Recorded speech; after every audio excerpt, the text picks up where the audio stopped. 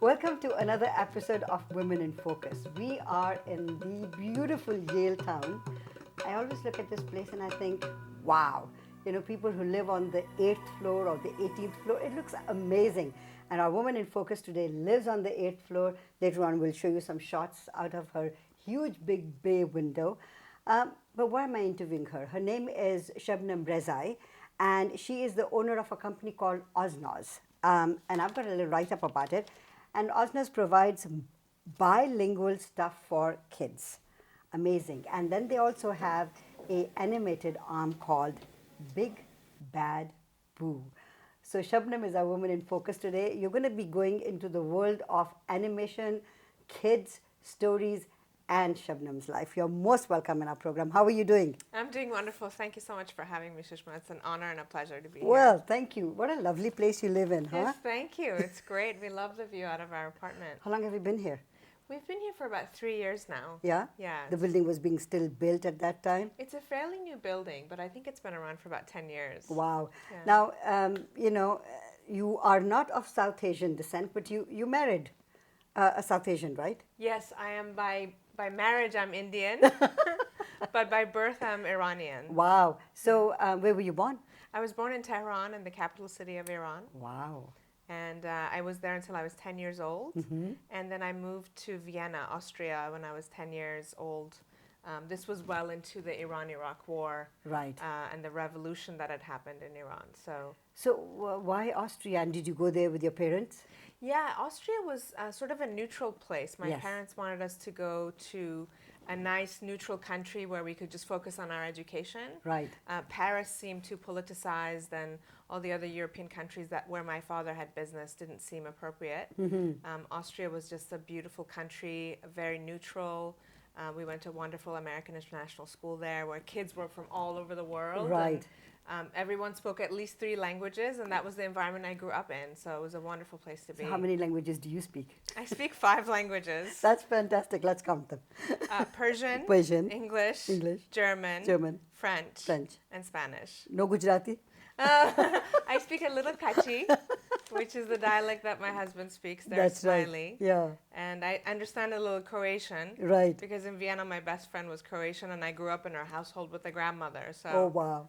Now, being born in Iran and then, your education and everything in Europe, you are a cosmopolitan person then. How did you meet your husband?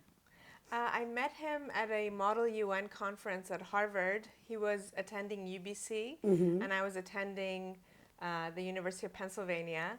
And he represented India, and I represented France in the Model UN. Okay. And he needed my vote to pass an amendment. And so I said, if you want my vote, you're going to have to take me out for dinner, which he did. And a great friendship started. And then we didn't talk to each other for 10 years. Wow. And then 10 years later, in a New York party, a private party, we ran into each other and rekindled our relationship. So Isn't that an amazing story, it's an amazing story. People say that, relationships are made in heaven. Yeah. So you met for the very first time and for 10 years, no Yeah, contact. we were students at the time. Yeah. We just went back to school, went to our own way, and 10 years later, when I think we were more ready for a relationship, we just Right. happened to run into each other. We had a lot of mutual friends, and we obviously have a lot in common. So we met each other again, and after that, it was forget it. So how was it for your parents and his parents as far as the marriage was concerned? Was that any issue with any of the parents? I told my parents I never want to get married, so they were just so happy that I found a person. And for Ali, he has such a wonderful family. They're so kind, and his parents had a wonderful marriage. So he's just a beautifully kind and gentle person. So. And you have a child. Yes, we just had a baby girl. She's 10 and a half months now. Her name is Aliana. And she's growing up in a multilingual environment, and I'm hoping that what we do at work will help, educate her more, because I find it difficult living in North America and being far away from the European environment that I grew up in, where it's perfectly normal for someone to speak multiple languages. Right. Here, it's a bit of a chore, And we want to change that with what we do. That's fantastic. I want to talk a little bit about your work. So, how did you get into production of cartoons and for kids especially? Yeah. So my career started in financial software on Wall Street. Okay. After I did a dual degree at Penn and then a business degree at NYU. I was doing corporate work in a very boring environment, and climbing up that ladder, and it was good and good money and all of that. But it was after 9/11 in New York where I felt like the environment just really was screaming for more education on Asian people in general, whether it's Middle Easterners or South Asians. Everyone just kind of bundled everyone together of dark skin and said, you're a terrorist, or, your people did this to us. And there was a very hostile environment that way. And, it was time to educate. So I started an online magazine called PersianMirror.com, which basically is a cultural magazine that talks about Persian weddings, Persian celebrations like Nowruz, which is the New Year celebrating spring, and all these articles about Persian culture, dance, food, restaurants, film reviews, and also interviews with Iranians that are successful, much like your show, to show to the world that you can do anything and you need to open your mind. It was through PersianMirror.com that I was contacted by a gentleman named Dustin Ellis. He was a writer-director in LA. He was half Iranian. And he also grew up wanting to share with the world the beauty of Persian culture. He had been in the industry, and he had just worked on the Rugrats movie at Nickelodeon, which was celebrating a Hanukkah special. So it was for the Jewish culture. And he thought, well, why don't we do this for the Iranian culture? And he wrote a script about a little boy, 8 years old, that's Iranian, growing up outside of Iran. And he feels really left out because his friends are all celebrating different cultures and different traditions, and he doesn't understand that. So that was called Babak and Friends, A First Nowruz. And Dustin contacted me at Persian Mirror, which was the site I had started. And he said, well, I have this script. Would you mind helping me kind of get the word out? And I did. I did an interview with him, but he still needed financing and he needed to produce it. So I showed it to Ali, my partner, and we both thought, well, this is such a great idea to teach kids about different cultures through something that is interesting and they can wrap their mind around it. Exactly, where they can connect with the characters and really understand it. Would it be possible to see a little bit of that? Absolutely. We'll show you a clip of Babak and Friends. Let's do that, and we'll come back. Our Woman in Focus today is Shabnam. We'll take a short break and we'll be right back.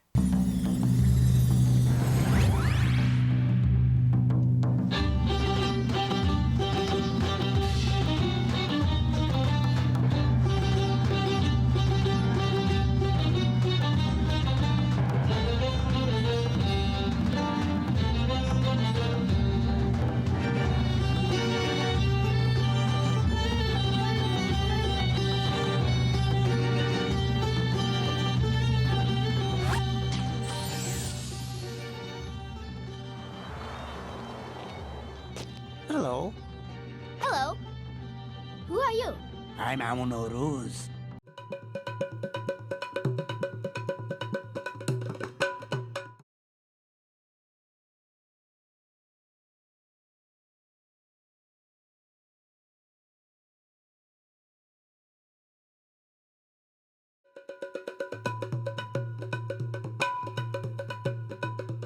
Welcome back to Women in Focus. Our Woman in Focus today is Shabnam Rezaei. So, from a background of finance, and because Wall Street is nothing but money, to a very sensitive field, was the transition difficult for you? It was difficult, but it happened over a long period of time. So I feel like I really had the chance to learn about the industry. When we did our first DVD, Babak and Friends, I didn't quit my day job. I was doing it nights and weekends. I was flying to LA. I attended all the voice recording sessions, learned about character designs and storyboarding and animation and sound and mix and all the production line items through that small feature film that we did. And then, the next step was, well, how do we take this to a bigger level. Yeah.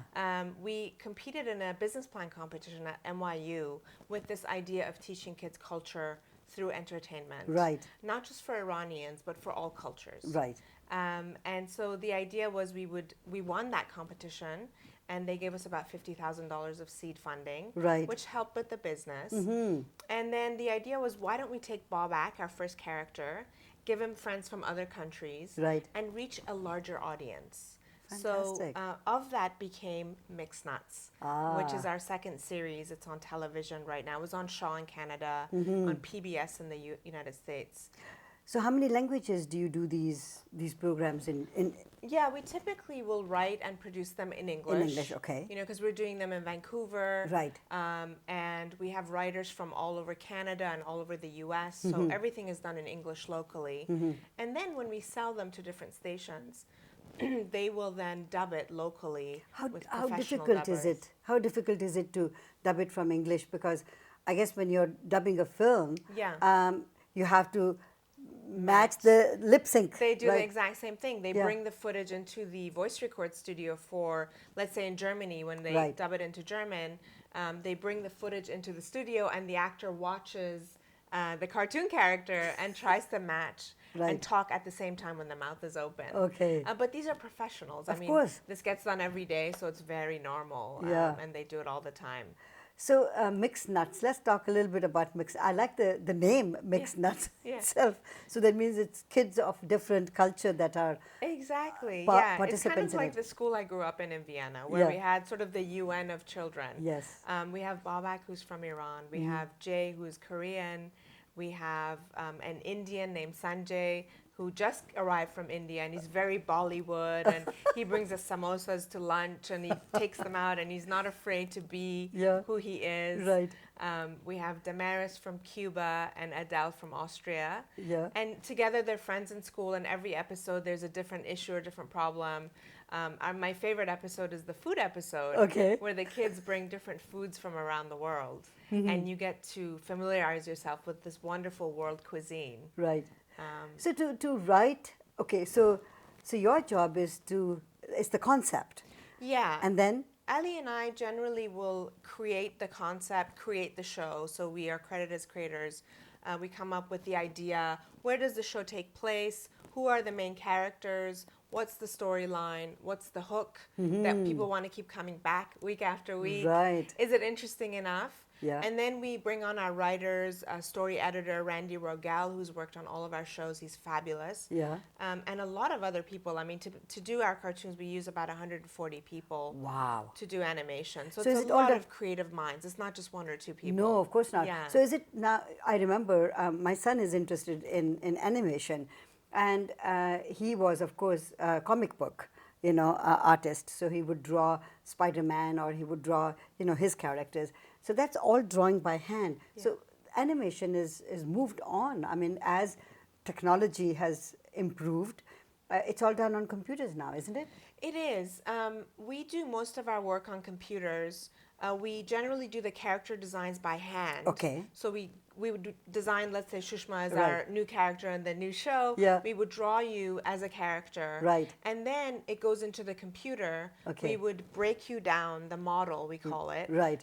By the rigging point. So like Oh, wherever okay. you have a joint where there's movement, Right. that image will be rigged so that Right. animators can move it. And it's a bit of a misconception that it's all done by the computer. You Right. really still need talented artists. right, to You draw know, the that. tools are only as good as the artist that is using that tool. True. And the smoothness of it, the acting, Yes. all the wonderful expressions that you want from your character. And the eyes. The eyes, the sadness, the happiness, all the emotions that you want to convey Right. in your storytelling really has to come from your animators. It can't come from the computer. No. So you said one of your favorite stories is about food. Of course, food is everybody's favorite. So it must have you must have other fields in which you feel that there is misconception. For example, religion. Yes. And it isn't. And you mentioned this earlier in the interview, that you look at a person's skin and you think, oh, brown must be must be Muslim, must Yeah. be a terrorist. Yeah. All Muslims are terrorists. Yeah. So how do you combat that? Yeah. Well, with Mixed Nuts, we brought on cultural consultants that know everything about their cultures. And we made sure that they would read the scripts and advise us on areas where we might be wrong, or areas where we're being super sensitive or going in a stereotypical direction. Right. You want to stay away from those things. Yeah. So we would generally use comedy for things that are stereotypical, but that are positive. For Right. example, Koreans love to golf. Yes. And this is something that they will all admit to. Yes. It's a wonderful habit to have because it's an athletic thing and Right. you're out in nature hitting a ball. But in our story, Jay's father loves to golf. He's a Yes. golfer and he pulls his pants way up, where you shouldn't pull them, and he goes out and he golfs. Yes. And, these are the types of stereotypes that we would use Right. if we were to use stereotypes. Right. We generally, though, are trying to convey that people are people. Yes. That everyone has a mother and a father. Right. People love food.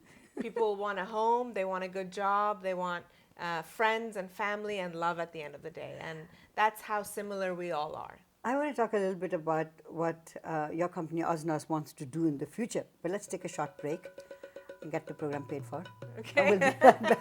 Let's do that. Shabnam is our woman in focus today. Don't go away. We'll be right back. Okay, this is where it gets good. You don't see action like this in Hollywood films.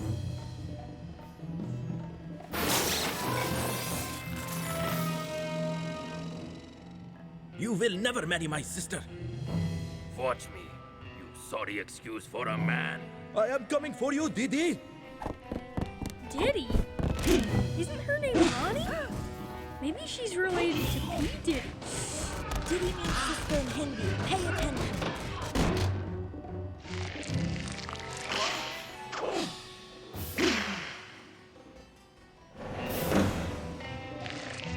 Holy smackaroni! Look at those mustaches! Oh, come on.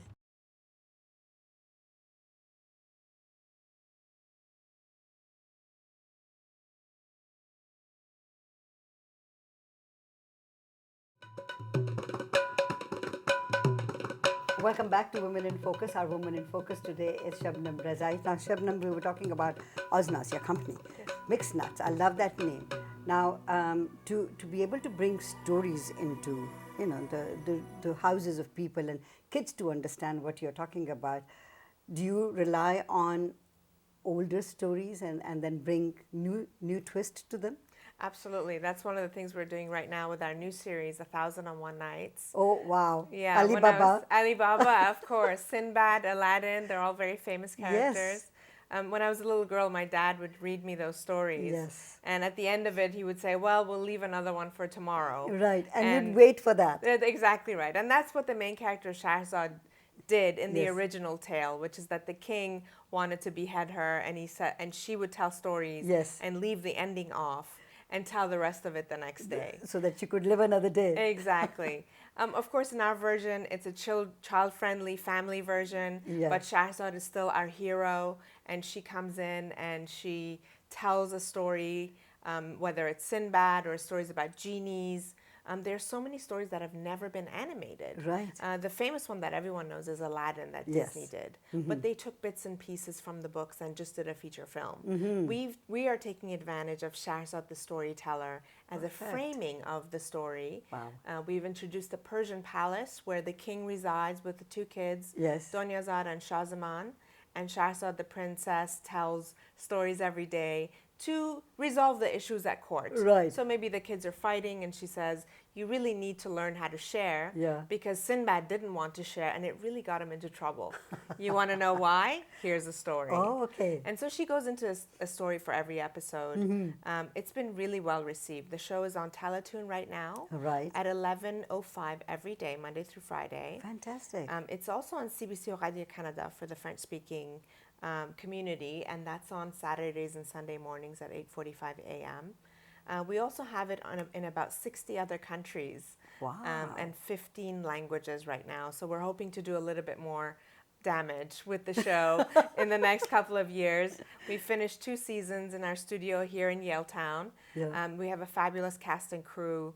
We're nominated for 9 Leo Awards, and this Friday we're attending the Leo Awards show. Hopefully we'll pick up an award this year. I hope so too. Yeah, so it's been fun. So, looking at the future of animation, where do you see your company going? Well, one of the things we're working on really hard right now is our own channel, which is oznoz.com. Okay, so This you've is- got the license for that. Yeah, we've created our own channel Right. directly online. It's Oh, online, basically okay. bilingual stuff for kids, as you mentioned earlier.